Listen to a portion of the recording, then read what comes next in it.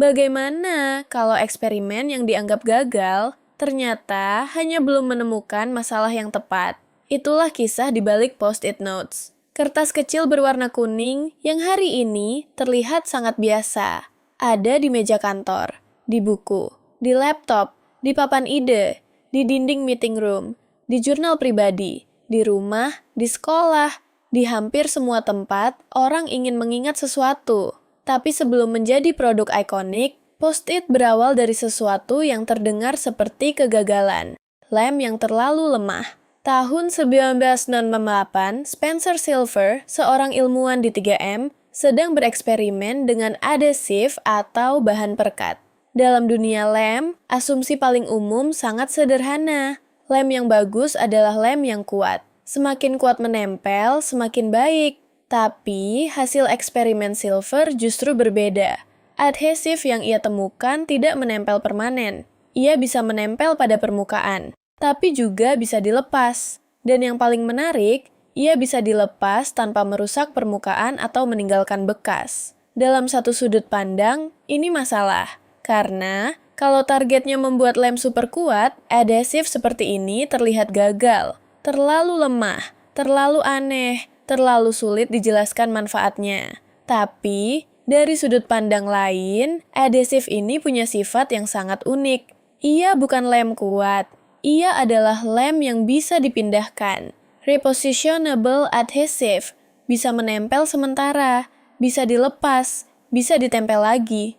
Namun masalahnya, pada saat itu belum ada kebutuhan yang terasa jelas. Untuk apa lem yang tidak terlalu kuat? Apa gunanya perekat yang justru mudah dilepas? Bagaimana menjual produk dengan kalimat, ini lem, tapi tidak terlalu lengket? Disinilah banyak ide mati. Bukan karena idenya buruk, tapi karena belum ada orang yang melihat konteks penggunaannya. Silver sebenarnya tidak langsung membuang temuan itu. Ia terus membicarakannya. Ia menunjukkan adhesif itu kepada orang lain di 3M. Ia mencoba menjelaskan bahwa bahan ini punya potensi. Tetapi selama bertahun-tahun potensi itu masih seperti teka-teki. Semua orang bisa melihat bahwa adhesif ini unik. Tapi tidak semua orang bisa melihat masalah apa yang bisa diselesaikannya. Dan ini adalah momen penting dalam inovasi. Kadang penemuan datang lebih dulu, masalahnya datang belakangan. Kadang teknologi sudah ada, tapi use case-nya belum ditemukan. Kadang sesuatu dianggap gagal bukan karena tidak berguna, melainkan karena belum bertemu orang yang punya masalah yang tepat. Post-it belum lahir pada 1998. Yang lahir saat itu adalah bahan kecil yang menunggu takdirnya. Sebuah adhesif lemah yang belum tahu akan menjadi apa. Dan selama beberapa tahun, ia seperti ide yang tertahan di dalam perusahaan. Menarik, tapi belum jelas. Unik, tapi belum menjual. Sampai suatu hari, ilmuwan 3M lain bernama Art Fry menghadapi masalah kecil yang sangat sehari-hari. Masalah yang terlihat sepele. Tapi justru dari masalah kecil itulah, lem gagal Spencer Silver menemukan hidup barunya. Bertahun-tahun setelah adhesif Spencer Silver ditemukan, Art Fry menghadapi masalah yang sangat sederhana. Ia bernyanyi di paduan suara gereja. Ia memakai buku himne. Dan ia butuh penanda halaman. Masalahnya, kertas penanda sering jatuh. Jika diselipkan begitu saja, bisa bergeser. Jika terlalu tebal, mengganggu. Jika ditempel dengan lem biasa, halaman bisa rusak. Jika memakai klip, tidak selalu nyaman. Ini bukan masalah besar dalam sejarah manusia, tapi inovasi sering lahir dari gangguan kecil yang terjadi berulang-ulang. Fry kemudian teringat pada adhesif milik Spencer Silver, lem yang dianggap terlalu lemah, lem yang bisa menempel, dilepas, dan ditempel ulang. Tiba-tiba, kelemahannya berubah menjadi kekuatan. Untuk bookmark, kita tidak butuh lem yang permanen.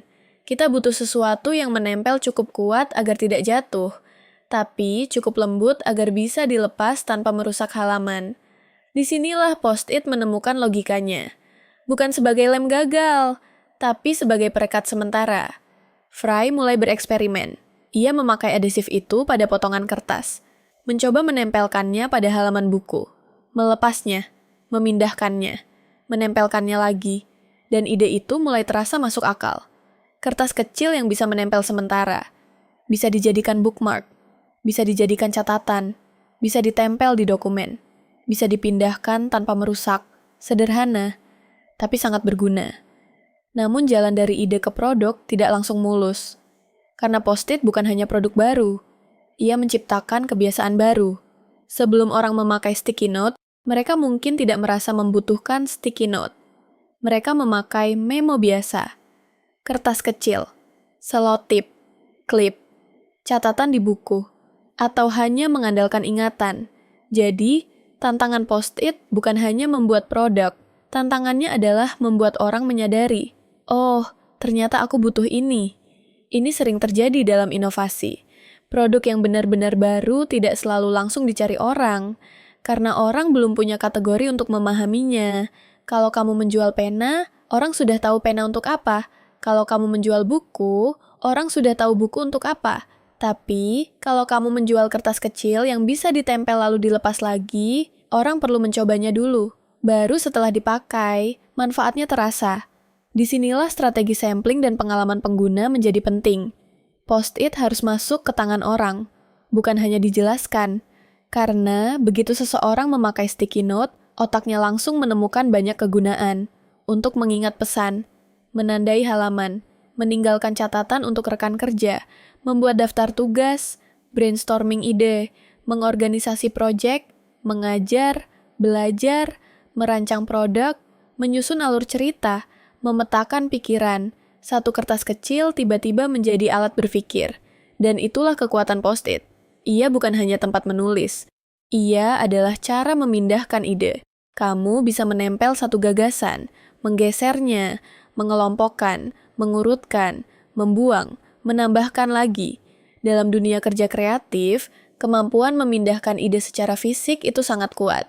Post-it membuat pikiran menjadi terlihat. Dan karena bentuknya sederhana, siapapun bisa menggunakannya. Tidak perlu pelatihan, tidak perlu listrik, tidak perlu instruksi panjang. Cukup tulis, tempel, pindahkan. Dari masalah bookmark kecil di gereja, lahirlah konsep yang akhirnya mengubah cara kantor, sekolah, dan tim kreatif bekerja. Tapi masih ada pertanyaan besar. Bagaimana sebuah kertas kecil dengan lem lemah bisa berubah menjadi produk global? Pada 1980, Post-it notes mulai diperkenalkan secara luas. Dari sana, kertas kecil ini perlahan menjadi salah satu produk kantor paling ikonik. Yang menarik, kesuksesannya bukan karena teknologinya terlihat rumit. Justru karena sangat sederhana. Kertas kecil, sedikit adhesif, warna yang mudah terlihat, bisa ditempel, bisa dilepas, bisa dipindahkan, bisa dibuang. Selesai. Tapi kesederhanaan seperti ini sering menipu, karena produk sederhana yang benar-benar bagus biasanya menyelesaikan masalah dengan sangat jelas. Post-it menyelesaikan masalah ingatan, masalah komunikasi kecil, masalah organisasi, masalah penanda halaman, masalah ide yang ingin ditempel sementara, masalah pesan yang harus terlihat, masalah catatan yang tidak boleh permanen. Ia berada di antara dua dunia. Lebih fleksibel daripada catatan biasa, lebih ringan daripada dokumen formal, lebih cepat daripada email, lebih visual daripada daftar panjang, dan lebih aman daripada menulis langsung di halaman penting. Itulah sebabnya Post-it bisa masuk ke banyak konteks. Di kantor, ia menjadi memo. Di sekolah, ia menjadi alat belajar. Di rumah, ia menjadi pengingat. Di studio desain, ia menjadi alat brainstorming. Di proyek bisnis, ia menjadi peta ide. Di workshop, ia menjadi bahasa visual tim.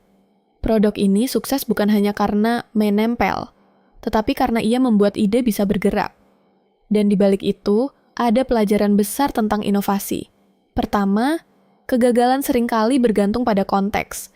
Adhesive Spencer Silver dianggap tidak sesuai target karena tidak cukup kuat. Tapi untuk kebutuhan yang tepat, justru sifat tidak terlalu kuat itulah keunggulannya. Kedua, fitur yang terlihat lemah bisa menjadi kekuatan jika dipasangkan dengan masalah yang tepat. Lem lemah buruk untuk merekatkan benda permanen. Tapi, sempurna untuk catatan sementara. Ketiga, ide butuh champion. Kalau Silver menemukan adhesif, Fry membantu menemukan penggunaannya. Tanpa orang yang terus membicarakan, menguji dan menghubungkan ide itu dengan masalah nyata, adhesif itu mungkin akan tetap menjadi eksperimen menarik di laboratorium. Keempat, inovasi tidak selalu datang dari penemuan baru total. Kadang datang dari kombinasi, teknologi yang sudah ada, masalah kecil, pengguna yang tepat, dan momen ketika seseorang berkata, "Tunggu, ini bisa dipakai untuk itu." Kelima, produk hebat sering mengubah perilaku. Sebelum Post-it, banyak orang tidak tahu mereka butuh sticky notes. Setelah memakainya, sulit membayangkan meja kerja tanpa itu. Inilah tanda produk yang kuat. Ia masuk ke hidup sehari-hari sampai terasa natural. Sampai kita lupa bahwa dulu benda itu tidak ada. Post-it juga mengajarkan bahwa inovasi tidak harus selalu besar, digital, atau futuristik. Kadang inovasi hanya seukuran kotak kecil. Kadang ia tidak punya layar, tidak punya baterai, tidak punya AI, tidak punya algoritma rumit, tapi tetap mengubah cara manusia bekerja dan berpikir. Karena pada akhirnya, teknologi terbaik bukan selalu yang paling canggih, melainkan yang paling pas dengan kebiasaan manusia. Post-it pas dengan cara manusia mengingat. Kita suka menulis cepat. Kita suka melihat pesan di depan mata. Kita suka memindahkan ide. Kita suka menandai hal penting. Kita suka sesuatu yang fleksibel. Dan Post-it memberi semua itu dalam bentuk yang sangat sederhana. Mungkin itulah alasan kisahnya terus diceritakan. Karena ia memberi harapan kepada siapapun yang merasa idenya belum dihargai. Mungkin idemu bukan gagal. Mungkin belum bertemu konteksnya. Mungkin yang orang sebut kelemahan adalah kekuatan yang belum menemukan tempat.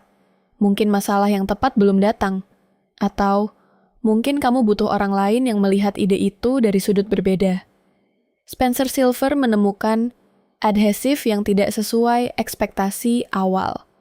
Art Fry menemukan masalah yang tepat, dan dunia mendapatkan post-it notes. Jadi, menurut kamu, bagian paling menarik dari kisah post-it itu apa? Lem lemahnya, masalah bookmarknya, perjalanan 12 tahun sampai jadi produk tuh, atau pelajaran bahwa kegagalan kadang hanya ide yang belum menemukan tempatnya? Tulis pendapatmu di komentar. Dan kalau kamu suka kisah inovasi, penemuan tidak sengaja, bisnis, desain produk, dan ide kecil yang mengubah dunia, jangan lupa subscribe ke Inner Dataset. Karena kadang, ide yang dianggap gagal hanya perlu menemukan masalah yang tepat untuk akhirnya benar-benar menempel.